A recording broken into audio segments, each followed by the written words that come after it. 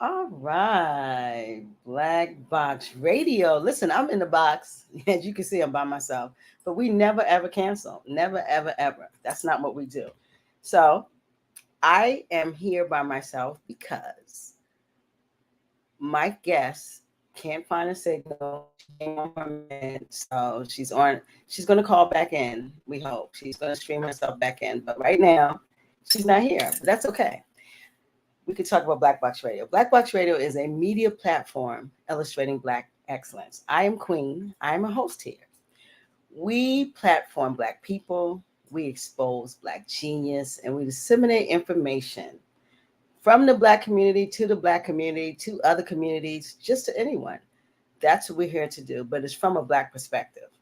And more than anything, we humanize the experience of Black people. That has to happen because a lot of people talk about who we are. Our experiences are being co-opted. People tell our stories. They make assumptions about our magic, but it has to come from us. We have to be authentic about our own space. So I'm here and I'm waiting for her. So I'm about to, look like she's here. So I'm about to put her in, but I just want to say good afternoon to you guys. And it's been a rough time in Baltimore City. It's been really rough in Baltimore City because of the fact that Park Heights today, I think 8 people were shot. One person's dead. We have a lot of violence going on in Baltimore, and it's just so unfortunate. And I have a program that I do with young people on, and we couldn't even, and it's on Park Heights, and we could not participate. You know why?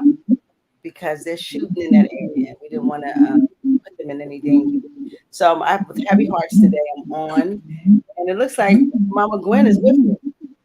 Hey, Mama Gwen. Hello, Queen. How are you, dear? I'm fine. Well, I'm real appreciative that you've been able to get together with us right now because it's, like you said, it's a very crucial time in our city. It is crucial. It's real crucial. I got some feedback on somebody listening to me other than you because it's a lot. You don't hear the feedback, or it's just you? Anybody on the phone around you? No. No? Okay. Okay. Well, can you do me a favor? Can you try to turn your phone the other way for me?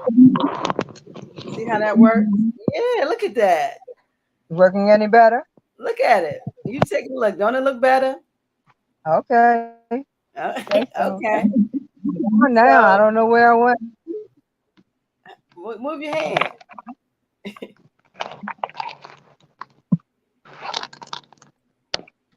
You okay? I'm okay. I'm going to try Can to you? keep as still as I can. Like I told you, I'm in the car being chauffeured. Oh, So that's a we had beautiful some thing. time problems today. But that's okay. That's okay. We're gonna make this thing happen because we're gonna bring.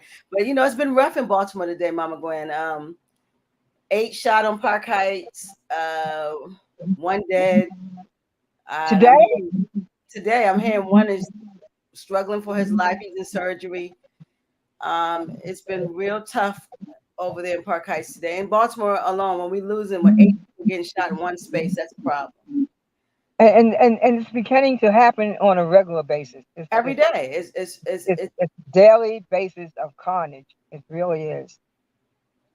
it tells you the uh, the the hurt that's going on in this city, the lack of in this city. It is prevalent. People are hurting. People are not in a space where they're being rational. It's a lot going on. But I am so happy to have you. I just so happy. I want you to say hi to the people, but also kind of tell us who you are and and what you do and what and who's Gwen Levi? Where you from in Baltimore? How many children? That type of thing. Your background, your backstory. Tell us a little bit about you. Okay. My backstory is that I'm born and raised in Baltimore, one of 13 children, Wow. uh, the most awesome family. I can't say enough about my family and how, a lot of people say that they're Christians, right? And a lot of people say they read the Bible. Well, my family lived God's word. That's the best I can say. It wasn't so much church to church and sitting up in church. I actually saw God's word being lived in my family. So there was no excuse for what I did and the behaviors that I developed in a later age. Wasn't because I was deprived, I was hungry, I was starved, or any of those things. It was because I was basically trying to be somebody who I really wasn't, evidently. Yes. And eventually, I got into drug business. But first, tell me where you from. Where do you live in Baltimore? Where did you come up? You came up on the east side. I came up on the east side until I was like about 10 years old. My grandmother used to have a restaurant down in Lumberton, Carolina. Family, a great family. I just can't say enough about my family. We moved from East Baltimore to West Baltimore, Walbrook. Grew up in Walbrook. Went to Eastern High School and got grown. I can't say it no other way. Instead of graduating that year, I met my husband and went to the Kentucky Derby. Okay, I see you. Your head is off the picture. Yeah, there you go. Okay, so you got grown at Eastern, met your husband, and then how did the story begin? It began because I loved him and he was already involved in what he was involved in. And it went from there. What was he involved in? Drug selling, heroin. Okay. Gambling. Just that whole gangster style life. Okay. But living a double standard. At the same time that was all going on, we ended up raising our 6 kids. I became PTA president. What? Model cities representative in the areas that I lived in. A total double standard. You know what I'm saying? So yeah, I hear you. So y'all was throwing them pills out in the day and at night, but going to Bible study in the day, PTA in the day. I love it. This is just being a whole family. Yeah, just being a whole family. Okay, Yeah. and you had 6 kids. Wow. And a great Dane. I love. Okay, so your husband was in the drug life. What was in the drug selling life, and so you commenced because you loved him. You were a part of it too. Y'all did it together. Correct. Correct. Okay. So was your husband? Did your husband ever go to prison, or did that ever happen, or it was just how did the business affect your husband? He didn't really go to prison, only for a very, very minimal short time. And Okay. it wasn't for drugs. It was for his other. It was for something else.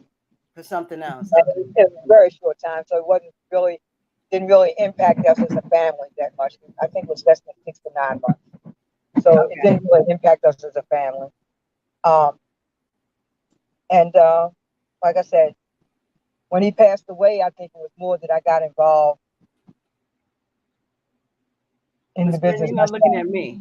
If you look at me, you can see your face ain't in the phone. There you go. There you go. All right. So I got involved after he passed away. After he passed away, you took over the business. Correct. Correct. And so, how did that feel for you? Ended up going to prison. Someplace that he never told me I should have ever been. Mm-hmm. But I ended up going to prison. How old were you then when you went to prison? 59 years old. 59 years old. And how many years did you get at 59 years old? 35 years. 400 months. 35 years. 400 months. 400 months at 59 years old. Okay. So did your children, let me ask you a question. Did your children ever be a part of the business with you? Were they? Oh, heck no. Heck no. Heck no. Heck no. No, no, no. But I think because of our involvement, they eventually did get involved in drug dealing, drug selling, drug using. Yes. So it became a whole environment for my family almost as they got older. Okay. Okay. And that was the hurting part. I know that hurt.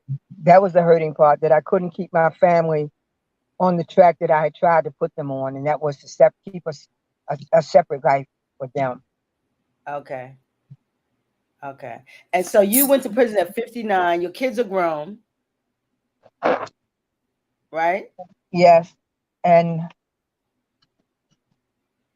mm, Were you already a grandmother? Were yes, you a grandmother? already a grandmother at the Already time, a grandmother? raising a couple of grandkids because of Okay. Okay. So, addiction was running rampant in my family at the time. mm, So I was raising a couple of grandkids, and it when I went in, my family did what they could do, and they did an admirable job of raising my kids while I was in for those 16 years. they did what what did they do again? Raised my grandkids, raised my kids, Oh, raised they my raised you grandkids, babies. Okay. supported my kids, and then and made sure that they got themselves together, got straight. I have some awesome sisters that do some awesome work in Baltimore. They do free book bag giveaways. They do uh, feed the homeless and the hungry. Uh, I come from a very philanthropic family. Beautiful. Because They don't get enough credit for what they do because they don't publicize it, they don't advertise it, they don't claim it, but they do so much. In the last 6 weeks, I think we've given away maybe 600 book bags wow. of school supplies at different venues. Mm, Always my family involved. Church, um, social organizations. They that's just do, beautiful. yeah. That's So beautiful. So you have a mother. yeah, Um, your mother is still living. yes, she is, and I broke her heart Mm, because if you can see the rest of my family, you would know that I was the only one who went wayward like this. mm-hmm. Her influence uh, was so great on them, and I'm so grateful for that. Uh, I just can't say enough, and I don't want to dwell on her because she's just so awesome that she doesn't deserve to be even linked with what I'm doing. Well, you're doing great things now. That was then. How old is your mom now? My mom's 95, active, engaged, and Wow. continuing to be the matriarch of our family. And like I said, Beautiful. her her the way that she raised us is the way that my sisters and brothers live now, giving back, serving the community, doing what the word said, sharing their Mm-hmm. life with others, giving, sharing. That's who my family is, you know. That's your family, and you have a beautiful family. That is beautiful. Do you have all your siblings? It's still how many of you guys now? It's 11 of us now. I've lost two brothers. It's 11 still living. Wow, what a Yeah, healthy family. yeah. Beautiful, beautiful. And so you went in for, so first kind of tell us, because we just went in that you got 400 years. How did that happen? You was they were able to I frame got you. How no, did I wasn't framed. okay. I, I wish I could say I was framed. Uh, I wouldn't waste time with the Innocence Project because I wasn't innocent. Uh, That's so honest. I'm being truthful. You know, Yeah, that's honest. I couldn't waste time with that.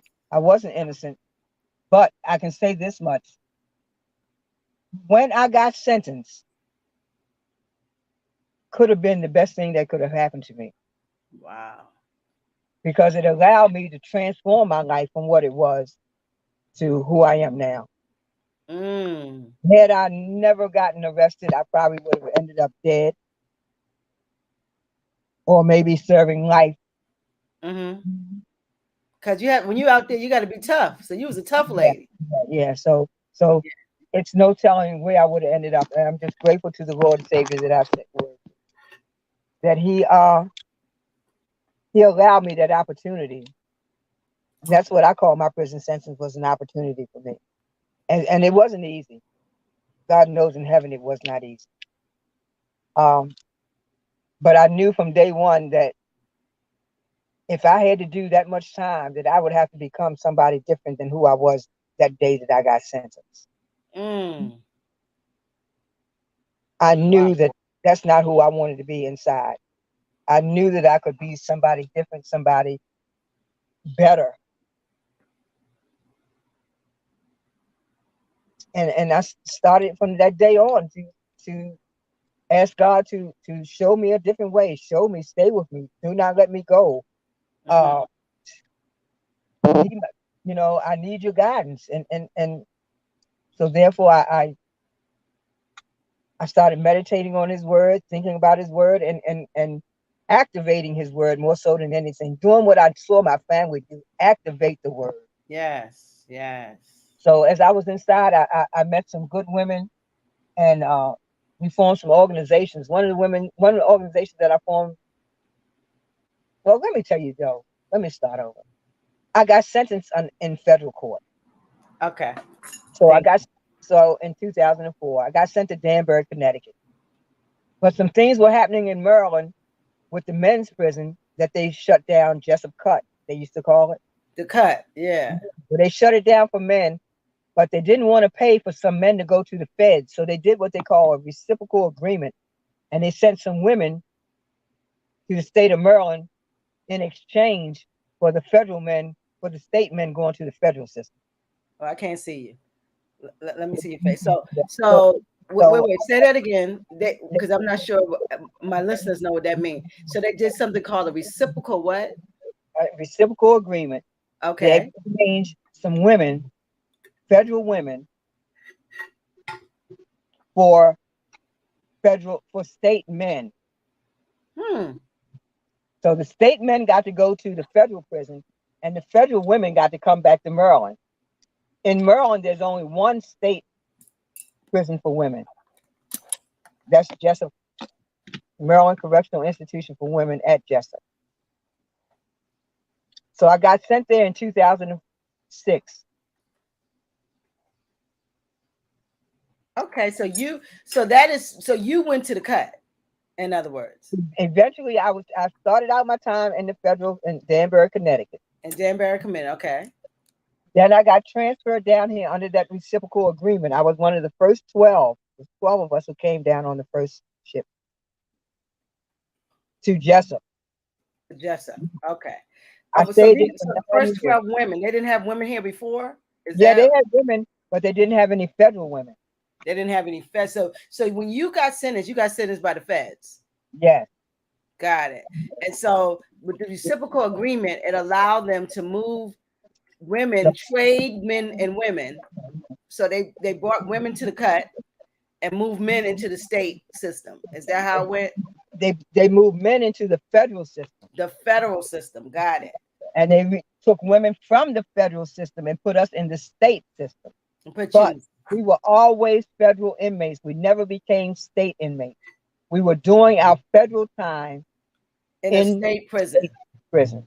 Wow. So is that a difference? Is the prison different? Of Or course, does that it is so the federal prisons are nicer? I mean, not how necessarily.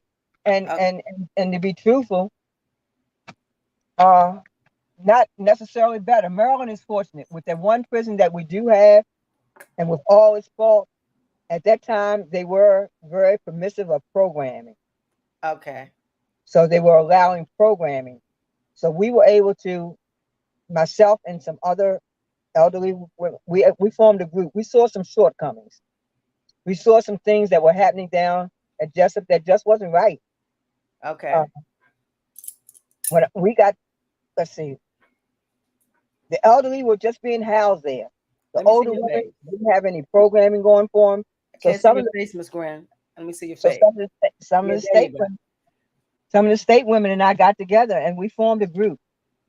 One of the people who really helped me along the way was a lady named Etta Myers. She was doing a life sentence. That's my mama, Etta. Okay, Etta's in the car with me right now listening. Love you, Mama Etta. That's my girl. Love you, Queen. And Etta was there with me at Jessup. We formed an organization called the Women of Wisdom. Okay. It was for the older women, but it ended up benefiting everybody there because we started doing wellness programs. We started looking at the health issues of the elderly. We dealt with so many, anything that related to the elderly, we thought about it. Whatever was concerning the women there, Jessup, we brought it up. But in the meantime, we realized that not just the elderly, but the infirm and people who are wheelchair bound were having some issues. So we didn't become an adversarial organization. We became an advocacy organization.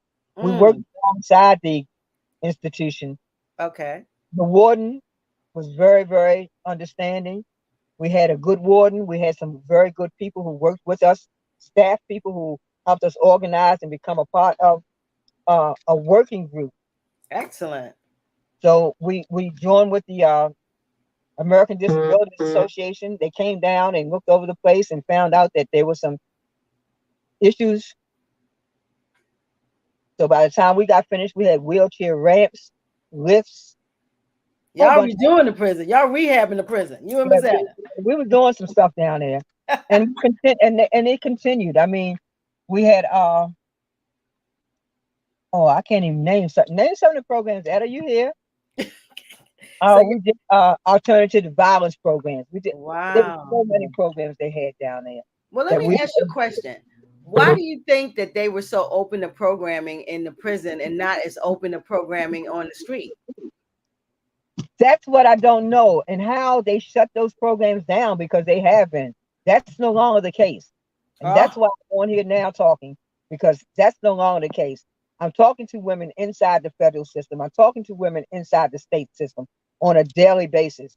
Okay. And the programming is not there any longer. What they're doing now is 30, 60, maybe at the most 90 days before you release, they're doing what they call some sort of re-entry. Re-entry. It's a joke. But it's nothing ongoing like you guys had set up that would wow. Not now. Women are really bored of programming, and the institutions have become more punitive than rehabilitative. So we're hoping that with the citizens like Etta, myself, especially the guys are really on the ball. They're doing a lot of re-entry stuff. So we're hoping that we can all come together and do some legislation, make some changes. Because if we don't do it legislatively, it's not going to happen. So one of the things that's being done in Baltimore is that there was no pre-release center for women. None. But guess what? There's going to be, thanks to some organizations, thanks to some women. Etta Myers is one of them. Monica Cooper. Maryland Justice Project. Out to Justice. Yep. Nicole Mundell. Yes. Open PG County, Life After Release. Excellent. Kiana Johnson. I mean, Impact, Maryland Peer Advisory Committee. They're training peers to help each other out. I'm being trained as a peer, an advocate. Okay. So it's organizations doing a lot of things, and all I'm saying is that, and what we're asking is that we all try to come together so that we can be on the same page and get the same thing, get some things done. It can be done in Baltimore. It's being done. So there's a lot of infrastructure for men to thrive. Is that what you're saying? And the prisons for women are there's not that much agency or infrastructure for them to. They don't have programming. They don't have they don't even have a pre-release. The men, I think Mama Etta told me they got 9 in the city. Right. Not only in the city, in the state, I'm sure, but just here in, we have one prison where all the women from all over the state go to for women. One prison. And right now, the women who are on pre-release are living in the prison. Wow. So wait a minute. They're paying rent while they live in the prison. Wait. Yeah, because you blew me up when we talked about this. So wait. Yeah, because we got to make this clear, because I want the black boxes to be clear. When you go to pre-release, you pay a restitution. Am I correct? What are you paying? You're paying for what? To be You're there, you're paying for your room and board your room and board. because supposedly you're on pre-release. You're working. You're supposed to be going out to work, Mhm. and you're preparing yourself to be home. To be home. So this a process of you getting reacclimated with society, Correct. but you coming back to a pre-release center. But women in the state of Maryland Go are back to prison. they go to work and they go back to prison and they're paying to be in prison. Is that what I'm hearing? That's what you're hearing. Wow. Now that's crazy. That's crazy. First. And second of all, how do they get quality jobs? Because the prison is in Jessup. Yes, well, they're being transferred to different jobs, and they're not basically quality jobs. But let me say this much. This all would not have happened if it hadn't been for the advocacy of those organizations, those women that I just mentioned. So they've gotten it going this far, and it's going to be they're working on it. It's Mm-hmm. being it's going to be a pre-release center in Baltimore. And that's beautiful because Big Head Hoagie didn't want it. Yeah, well, Yeah, he Hoagie, fought it tooth and nail. and that's what we're trying to guarantee, that Hoagie is out, and we don't Bye get bye, another Hoagie. in there. That's it. Let me see your face, I'm Miss not Gwen. about to tell anybody who to vote for, but all I'm telling you is that you need to vote. Well, let me tell you, Hoagie got to go. Well, he can't run again, so he got to go anyway. You know, so we got some options now. We need to really look at our options. We have a Democratic candidate. Well, and who would you like? Who do you like? Personally, Westmore for governor. I knew it. I knew it. WM for life. You don't think I would say Don, that other man? You better not.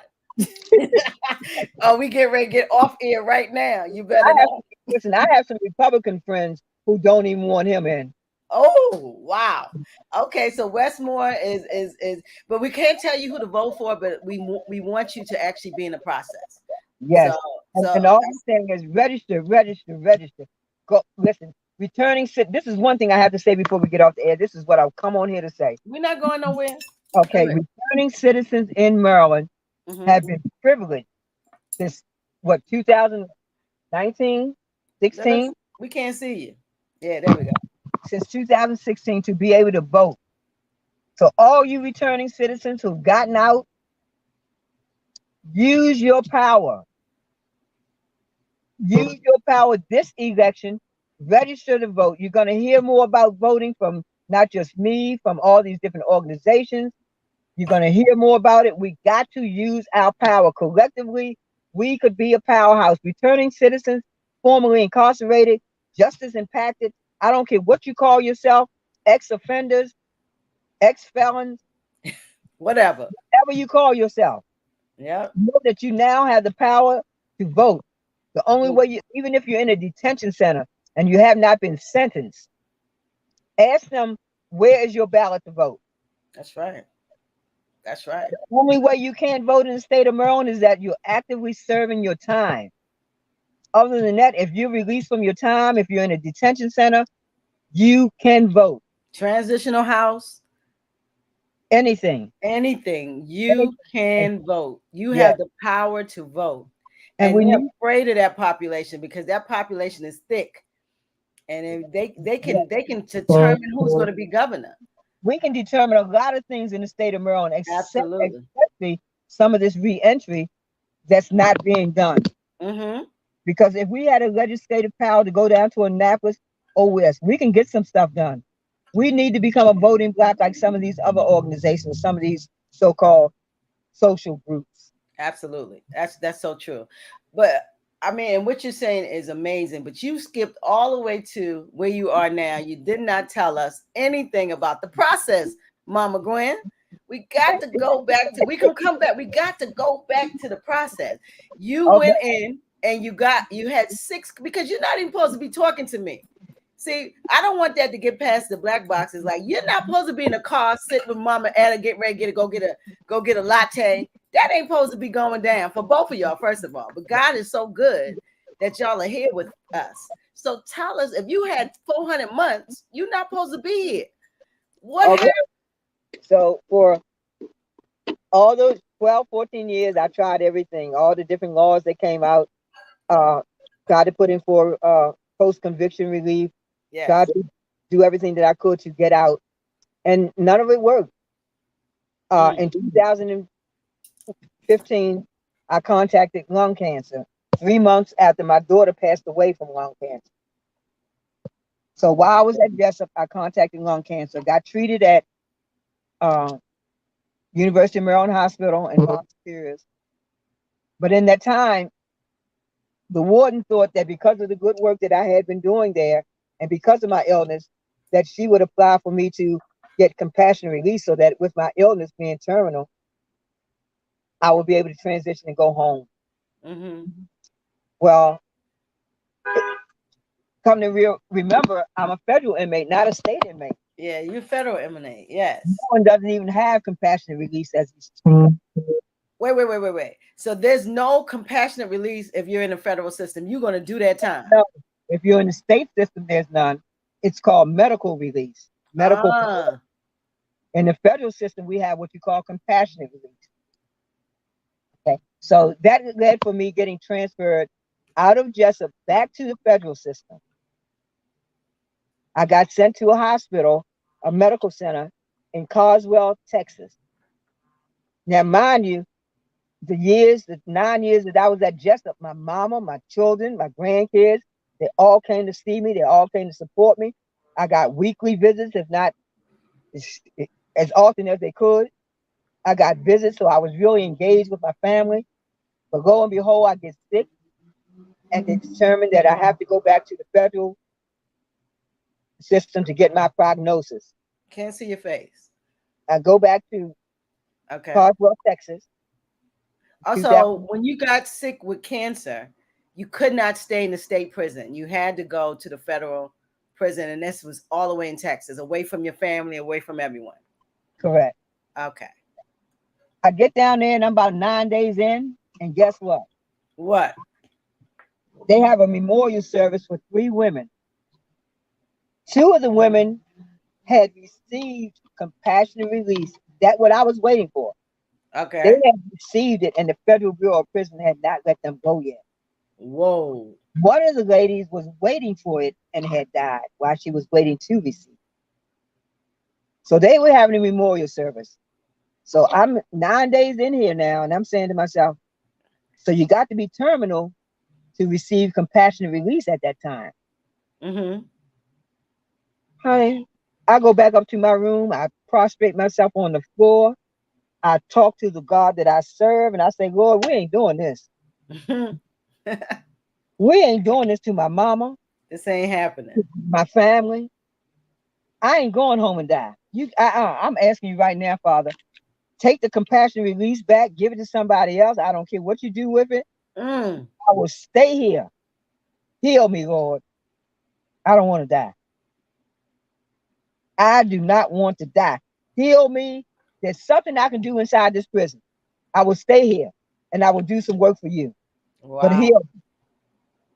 I just couldn't fathom me going home in a box and dying. Wow. I couldn't fathom that. And that was my prayer from that moment until about 2 or 3 months later. That was my prayer. Lord, heal me. Let this prognosis come back. You can do it, Lord. Only you can do it. He is the miracle maker. I trusted that he is. I knew he could do it. Mm-hmm. I know he's capable of doing it because he did so many things for me already. You know? Yeah. So it was like I get my prognosis about 3 months. So you told God to give the compassionate release back? Did you tell him to take it back? Take it back. I don't want it. You don't want to die. You will show me another way. I will stay until you give me another way. I will stay. I will do the work right here. If there's something I can do in here, I'll continue to do what I've been doing down at Jessup. I will do something. But I want to live. You want to live. Okay. Wow. And so what happens, Gwen? What did God do for you? The awesome God that we serve allowed me to get a prognosis of cancer free. God is good. Man. I got a Cancer letter. I free? got a letter. I got a letter saying that my compassion release was denied because I was not terminal, and I was running around shouting, "Hallelujah, Lord!" So God granted you just what you asked for. You said take that compassionate release back, and but you want to live, and that's what he did. Wow. That's what he did, sister. You just don't know. You just don't know. Oh my man, that's There is amazing. not. You know, I I I I can't say enough about faith. I can't say enough about trusting in the God that you believe in. Mm. I can't say enough about learning who he is. And you, once you see who he is and know who he is, you got to trust that he can do what he says he can do. I trusted it because all through my life he had been doing things. Mm-hmm. Mm. He had been doing things all my life, spared my kids, spared me, spared my, he had been doing things. He kept your family while you were in away. Yes, you know what I'm saying? It's oh my goodness. So I you can't got a say enough. prognosis, a cancer free. Wow. So then, okay, a year or so later, that's 2016, 17. Okay. Your buddy Trump gets into office. You're right. He my buddy. Yeah, right. He my buddy. There's a lot of people's buddy now. Don't underestimate that. Oh yeah, he got a lot of buddies. Yeah, Shoot. he got a lot of buddies, but he Yeah. wasn't one of mine. But anyway, I put in, like I said, there was some things that came out, not compassionate release. I got the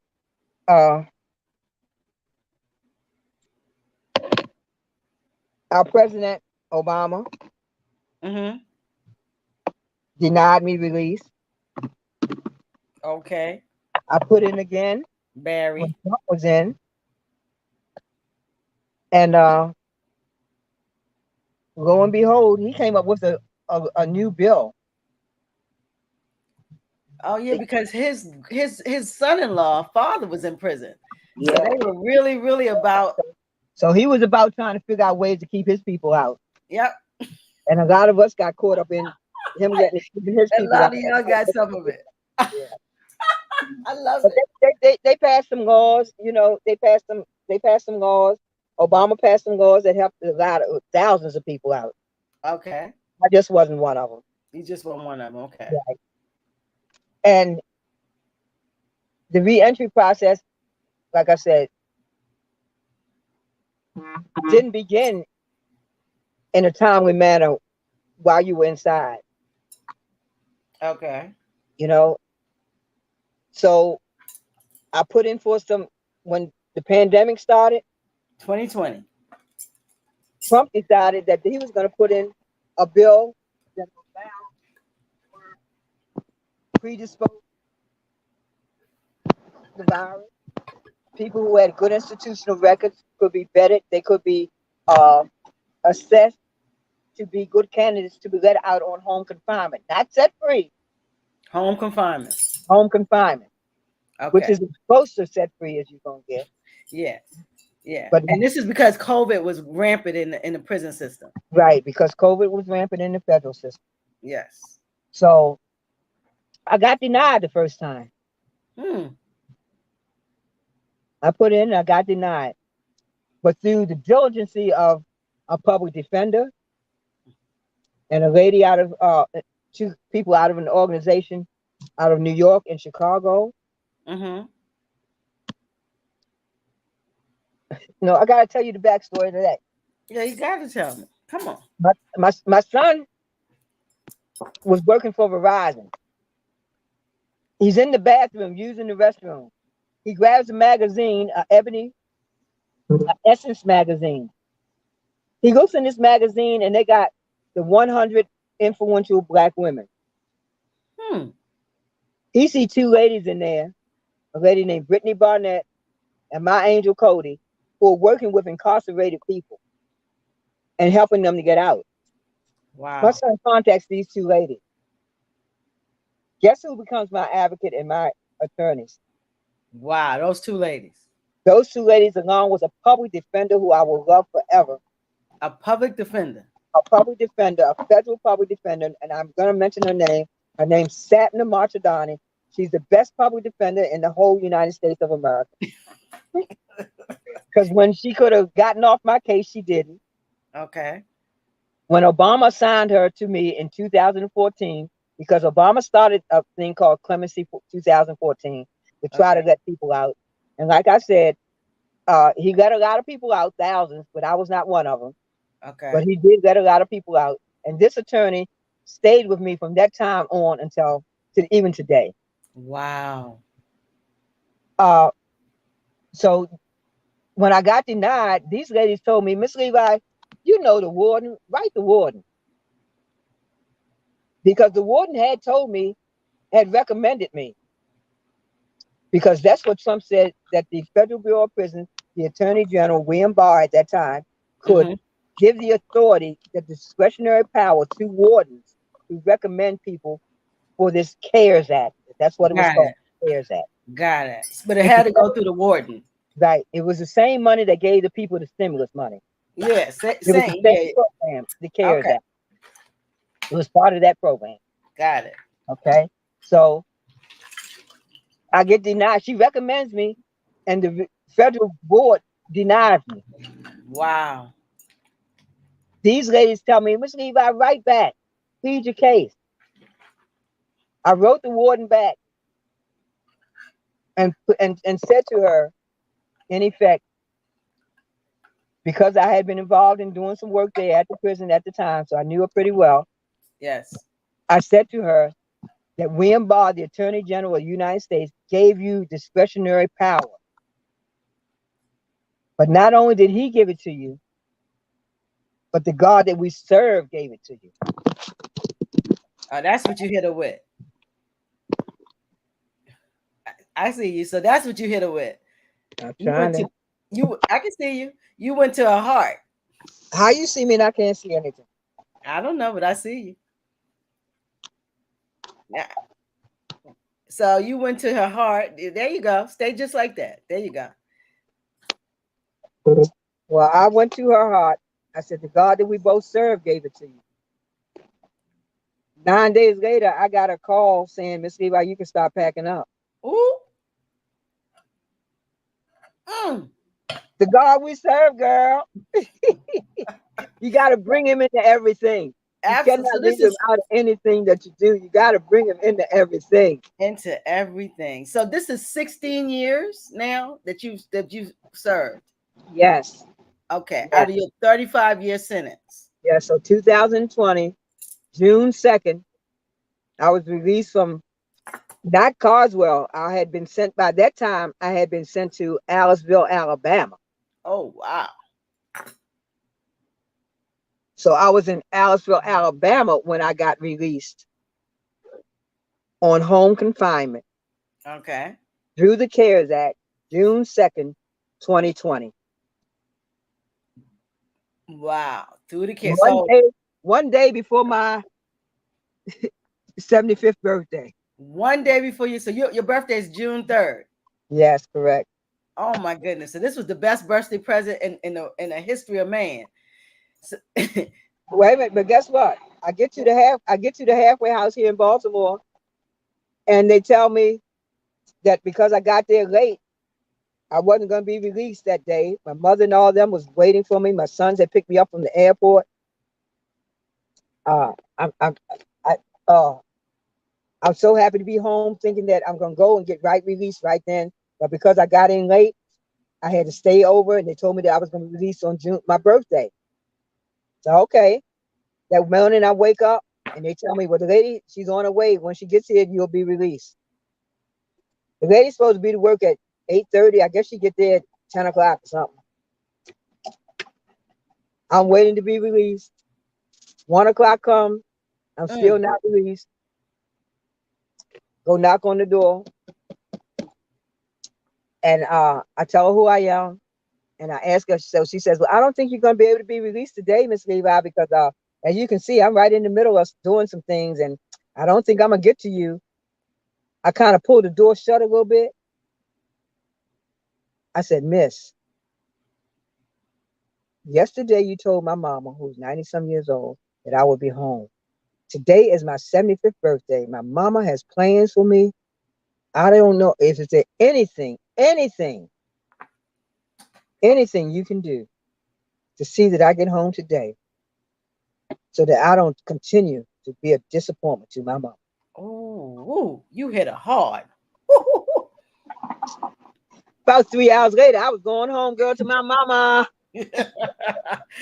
That is beautiful. So when you get out of federal prison, do they put you on a plane? They put you on a plane, or your peoples have to come to Alabama? I heard. No. It could have been done either way, but I told my family I didn't want them to come nowhere near me.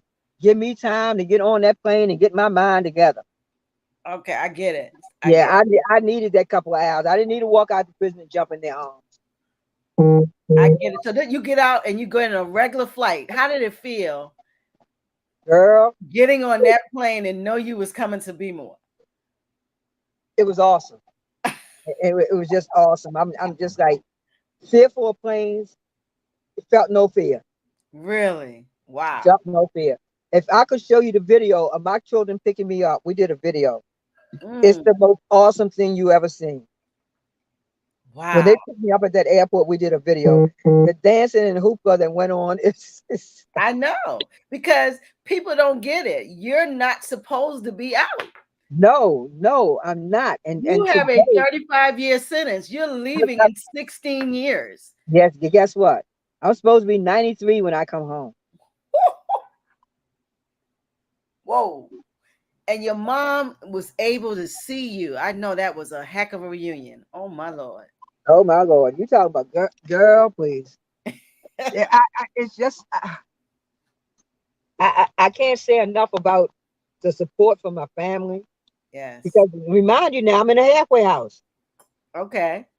I don't have, but this is not the end of the story. Because I'm in the halfway house, I'm confined to a home monitor. They send me home. I have to report 2 or 3 times a day. They call me all hours of the day, all hours of the night to check in. I had to report anywhere that I go. I had to get permission to go.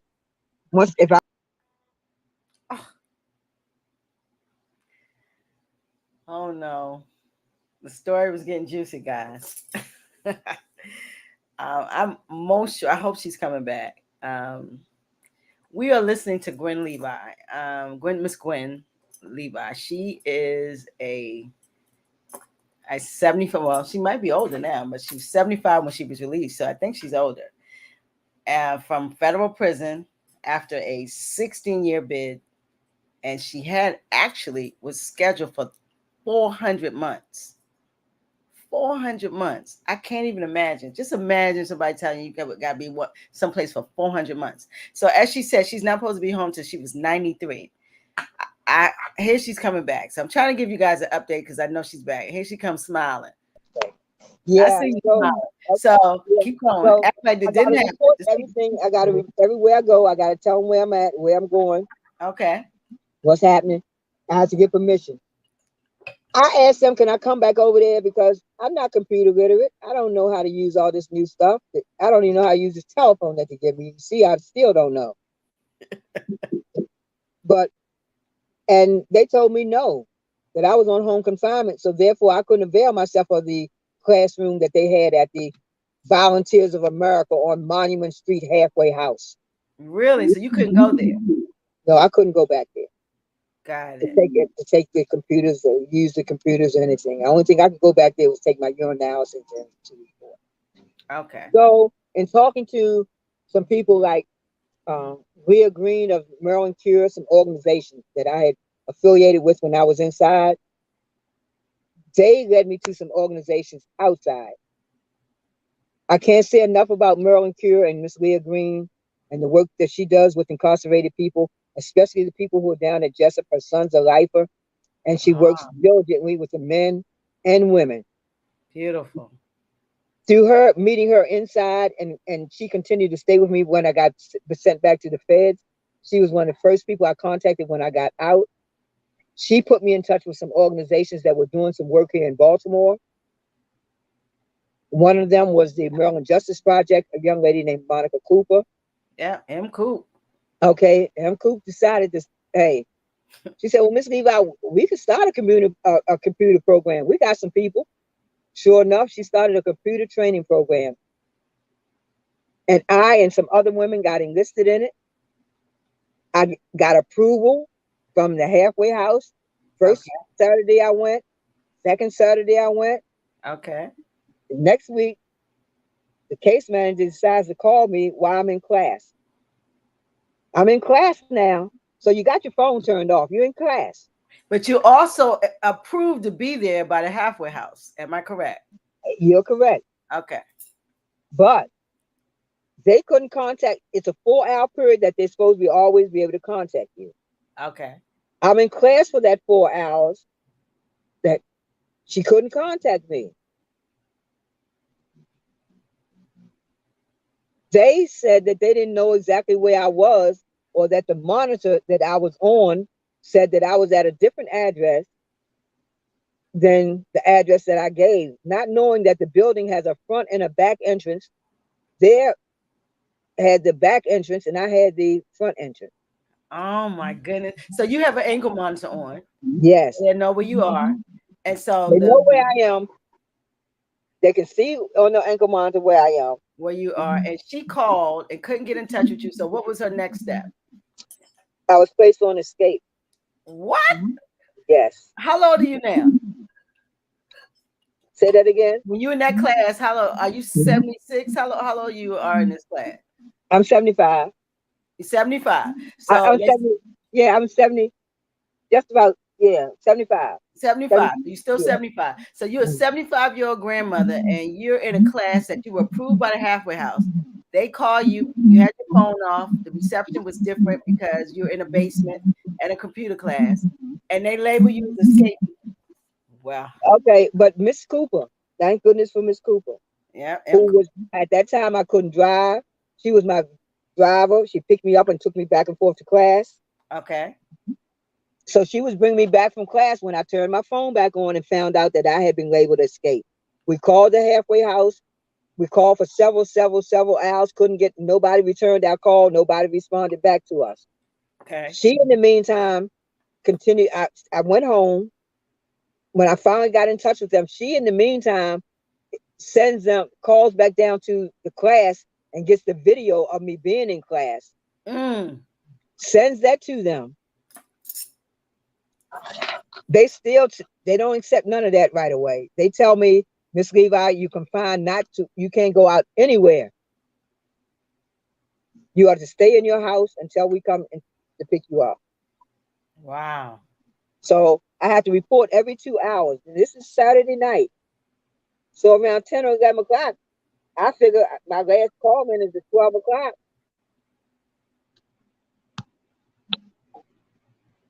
What you doing? Okay, I'm trying to get that's my prayer call. How do I get off of it?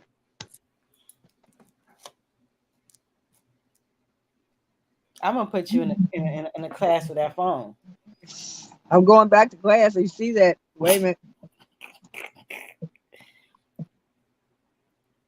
There you go. Lord have mercy. You see me? I'm trying to come back to you, child. I see you. Go ahead and talk. Okay, I don't see you, but anyway, I'm here. Oh, oh, she's gone again, y'all. Wow. Her story is so compelling. It's really hard to end this interview and don't get the end of it. Next time we're gonna be in studio with her. I see the deal. Is we can't do no virtual with Mama Gwen because she her and that phone is the bane of my existence. But the story that she's putting down is amazing. It's beautiful that she's out. She had a 35-year sentence, guys. She got out in 16 years. Only God could let that happen. So COVID has been a mess, but it's been a blessing to a lot of people. It was a blessing to the Levi family. An absolutely blessing because they got her back and she's being an angel out in these streets. She's advocating the way. Let me tell you guys how I met Miss Levi. Mama Etta called me because you know they Batman and Robin. They were Batman and Robin in prison. Now they Batman and Robin out here in the streets. And Miss Etta, I interviewed her. I want you guys to go on YouTube and look at my interview with Miss Etta, Mama Etta. Mama Etta was in prison for 38 years. She's the only lady got out on the Unger decision in Maryland. Here go Mama Gwen. These are my girls right here. So we're gonna let Mama Gwen back in. Okay, you in that phone. You got a family member on here, Shawnetta Levi. Hey, grandbaby. Yeah, she holding it down. Hey, Shawnetta. So Shawnetta, I see you this weekend, babe.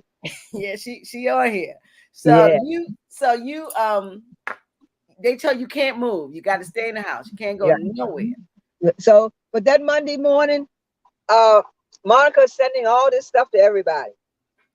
Letting them know. My lawyers calling them, telling them that I was at the fast and blah blah blah blah blah. They're talking to everybody, and we think it's going to be settled, right? Right. At 2:29 p.m. Monday, they call me and tell me pack a bag and report to the halfway house.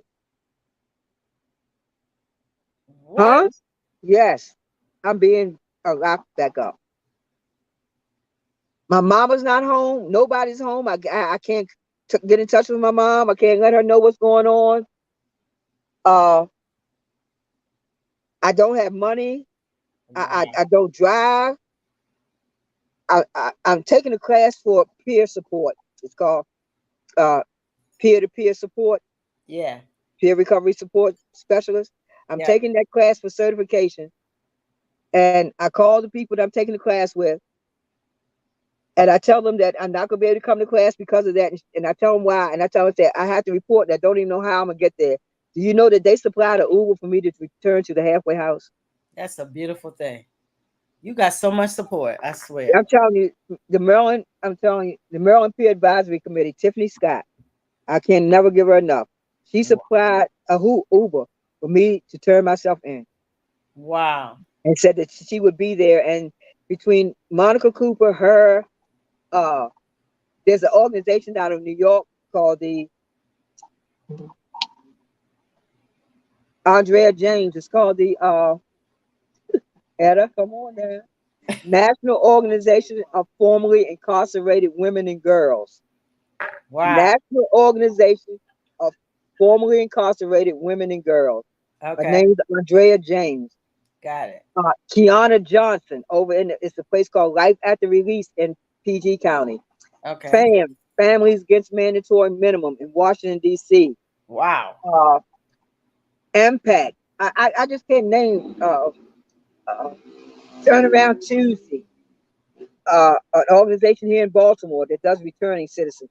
All these organizations were organizations that I had touched base with. These organizations went to bat for me. Wait a minute. So listen, I get sent from the Baltimore halfway house. I get sent to D.C. back into prison, back into D.C. jail. Wow. And I am told to stay there because the marshals will be picking me up to return me to federal prison. That's when the world found out who you was, though. Yes. That's when these organizations that I just named, I want to name them again. National Council of Formerly Incarcerated Women and Girls, Monica Cooper, Maryland Justice Project, yes. Life After Release, Kiana Johnson, Impact, FAM, Maryland Cure, Maryland Justice Project, Out to Justice. I just can't name the organization. Turnaround Tuesday. There's so many organizations. I just can't even name them. But I want to got a light in that car. Somebody got to turn the light on. I can't see you. Somebody got a light on. I know you got a light in there, Mama Etta. Turn the light on. We almost done. Wait, we got a light in here, Etta. We rolling it down. Democall. We got another grandson, Alante Levi. All these Levi. Hey, the Levi family is strong. I love it. Yes, we are. Yes, we are. Wait a minute, Etta trying to turn the key on. Okay. In the meantime. So they went to bat for you. Yeah. And that's how we heard it was on the news. Grandmother goes back to jail. Yep. And Gets that's on. That's how how you hear. everybody knew your story, because here come Fox 45, Channel 2, and everybody wanted to tell your story, because we could not believe a grandmother was going back to jail because she was in a computer class. What is wrong with these people? Well, that's what's happened. And guess what? What? But before that, even before that happened, I had found out that the possibility of me returning back to prison was there anyway, because when Trump didn't win the election, that memo, he put out a memo that said that all of us who he let out on home confinement, that once the pandemic was over, we would have to be within 30 days, the Federal Bureau of Prison would pick us up and put us back in prison. Lord have mercy. So that was even before I got rearrested. Wow. Fam informed me of that. So you knew that maybe you would go back at some point. Yes, wow. That we would go back. Not at some point, 30 days after the pandemic was over. It would have happened.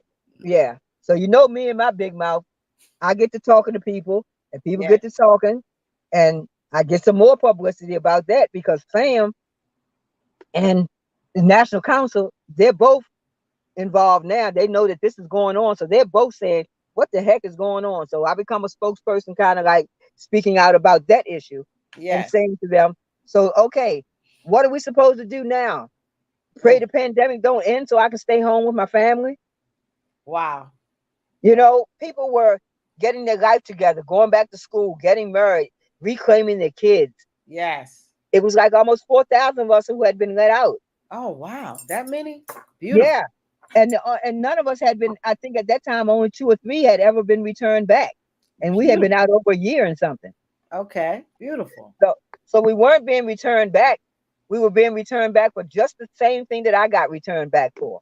They couldn't get in touch with you. Something minor. Something minor. Okay. They weren't getting back for new charges. For new charges. Okay. And so how are you sitting here talking to me in the dark by the building with Mama Etta? How that happened? That happens because of the diligence of these organizations to make sure that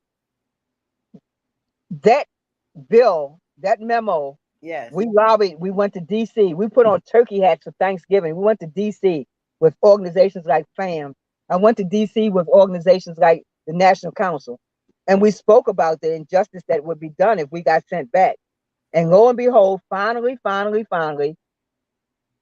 President Biden rescinded that memo. Wow. And said that we would not have to go back unless we did commit something. So unless we did out something. Here. You are here to stay. So now, because I got locked up and re-locked up, I had put in a second time for. Remember, I told you I put in a second time for compassionate release. Yes, ma'am. It had been on the judge's desk for over a year. Wow. My original judge had passed away. I had gotten a new judge. It had been sitting there for over a year. Because of all this hoopla and all this notoriety, some people asked her, would she review my compassionate release? Okay. She did, and she. Oh, Mama Gwen, that phone. Listen, I feel like we watching like a movie, and then the commercial come in the middle of the movie. You're like, nah, not at that point. But whatever. We know that she's on the phone and she is definitely trying. But I'm gonna throw that phone away for sure. Let me tell you something, baby Levi's, Alante and Shanetta. Y'all better get grandma phone together. Grandma out. They need to. Yeah, and they left. Shanetta, you better help me with grandma's phone. So they're in North Carolina, child. Oh, they're in North Carolina. Oh, that's beautiful. Yeah. That's beautiful. So anyway, so what was I saying? Oh, I see. You was talking about the judge. They asked. So the judge decides to give me, she grants me compassion release. I am released from DC jail. Yes. Yes. After 21 days, the marshals did not come and pick me up. I got released from DC jail and sent back home.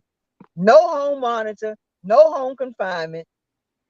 Basically, I am free. You are free to roam the country. Yes, I have. Listen, I have 5 years probation. Okay. I was told that within 1 year, if I did good, I could apply to have my probation lifted. I'm in the process of doing that because my 1 year is up. Your 1 year's up. Okay. And I haven't done anything I don't think that's wrong. No, you're a good girl now. You're a Yeah. good girl today. So I'm praying that I get released from that. But in the meantime, I'm doing everything I'm supposed to do. But my thing is that because so much has been done for me, that I want to make sure that the people that are left behind in the state and in the federal system, that they don't have to go through what I went through. That there be some substantial programs for them, some reentry programs for them when they come home. So you're actually advocating for the next group. I got to. What I have to. I love it. Because look how many people advocated. I would not be here. Yes, ma'am. In the dark, smiling. All I see is TV. Well, but I am really, listen, let me tell you something. There you go. There you go. We are so happy that you're home. I'm so happy that I met you. And I told everybody while you was on your when you go to the commercial, because I'm gonna say that was your commercial breaks. When you go on your commercial breaks and you go, the phone go down, we're gonna have you in studio. I can hardly hear you. You can't, can you hear me now? Can you hear me? No. These phones, boy, I tell you. I got my system turned up as loud as it is to go. Can you hear me now? Yeah, but Etta can't hear you any longer. I can hear you. Okay. Well, we still here. Well, but listen, anyway, right now, you know, all that's my past. Yes, what I'm looking for in the future is to make sure that we as returning citizens can come together. See, Etta's shining her light on me. There you go, Mama Etta. There you go. There you go. Go, Etta. Etta got her telephone light shining on me, a spotlight. I love it. Tell me what we can do when women get together and think about what there is to do. You better know it. What needs to be done. I was telling them Batman and Robin is together in the prison, and Batman and Robin is outside in the streets. Still together. Well, listen, like I said, we got a lot of support. You know, we're not out here by ourselves. Yeah. You know, right now we're involved with some people who are doing some get out the vote campaigning. We're trying to make sure that the returning citizens, the people who are formerly incarcerated, that they come out and vote, not just in Maryland, but all across the country. We can be the voting bloc that determines a lot of elections. You know, and we know what's needed. We know what our system needs. We know what the judicial system needs. So our voice we can make our voice heard to these congressmen and senators. But we can't do any of that if we don't come out and vote, if we don't register. So what we're saying right now is our focus is really on registering people, making sure people know that they can vote. Do you know that the only way you can vote in Maryland is that you are incarcerated and sentenced? Yes, if you're not serving a sentence, you can vote in the state of Maryland. In jail, if you're waiting for sentencing, if you haven't been sentenced yet, if you're going to court, you're pretrial. Yes. You're on parole, you're on probation. So they bring the machines to them? You're on home confinement, you can vote. So if someone is in jail and they're in pre-release or something, they bring the machines to the prison? Is that how it works? I'm sorry, we can't even hear you any longer. You can't hear me? Oh, man. Oh, you got me on mute. Can't hear me, Mama Levi? Not touching anything. We can't hear you. Okay. Well, this is what we're gonna do. Can you check your system, because you're not showing up at all? We can't hear you. I can hear you, and I can see you. And I can hear you. Go out and come in. Can you go out? Because we're about to end the interview. Like I said, I'm glad you can hear us, because we sure can't hear you. All these phones. These phones. Yes, So you can listen, still see me thanks to your light. I can see you and I can hear you. I can hear you too. So listen, Black Boxes, we're gonna get off of here. Mama Gwen, I'm gonna bring you in when in the studio. We're gonna do this again. I can't hear it. We're gonna do this again. I'm sorry. I'm missing everything that you're saying. Oh Lord. I'm putting my phone up to the ear so I can at least maybe hear you. I Talk said again. I said we're gonna do this in studio. We can't do the phone no more. So this was No, beautiful. We're soon. hearing, yeah, no phone. We're gonna have you and Mama Etta and M Coop. We're gonna all do something together and sit down and talk about the state of women in the justice system in Maryland. How about that? How about that? And That's I what we're can't gonna wait to do. get on something with Monica. She is awesome. Listen, She is her awesome. and Kiana and Etta and Leah Green. You got to meet Miss Leah.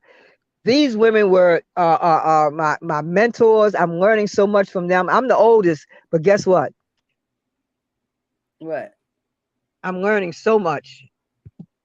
Wow. That's a beautiful thing. You know, I always say you're never too old to learn. You're never too old to learn. And so listen, I so appreciate you because we can't even see you now. I know you can hear me a little.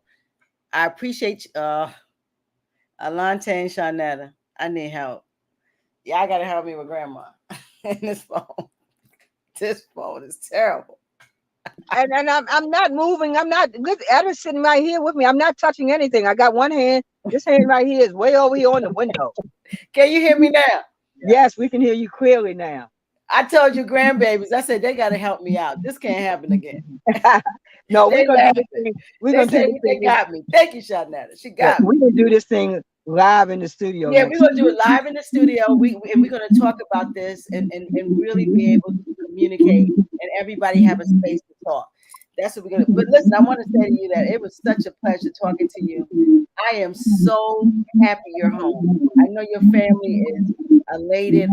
Your grandbabies are here on a Wednesday night, so I know they love you to death. And so I'm so really happy that you're home. Keep doing great things. We love you. We want to see you successful. If Black Box Radio can do anything for you, you know you call me. We talk so much though. Keep calling me. Let's keep talking. I will, but one thing I want to say, Etta and I both want to say, Saturday, Drew Hill Park, there's a picnic. They're Okay. gonna give away school book bags and things for kids at school, and it's being done by formerly incarcerated men and women. It's the first Monday night group. That's what they call, and they're having a picnic at Drew Hill Park. It's it's called it's called Monday Empowerment Group. Okay. They're having a picnic at Drew Hill Park. Try to be there. Send your kids. Bring your kids. Get some book bags. Get some school supplies.